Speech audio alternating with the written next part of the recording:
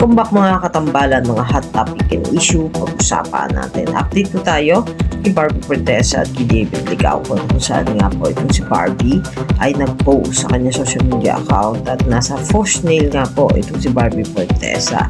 At makikita nga po doon sa mga post itong si Barbie na parating na nagpapaayos nga itong si Barbie na po sa faux nail.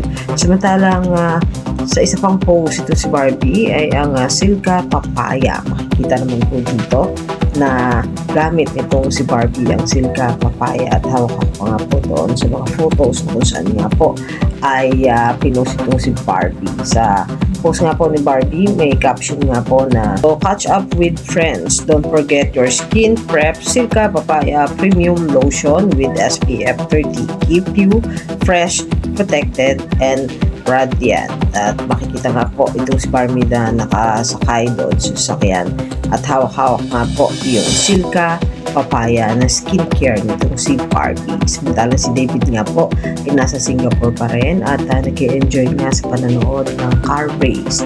Nagkaroon nga po ng party ang Chivas Regal kung saan makikita doon sa post nitong si David yung mga activity na ginawa nga po niya para sa Chivas Regal. Post nga po itong si David nang naging party nga po niya at kasama yung mga friends niya na nagiinom nga po. Ito nga po ay parte ng celebration ng pagdalo nga po nitong si David sa Chivas Regal kung saan brand ambassador nga po itong si David.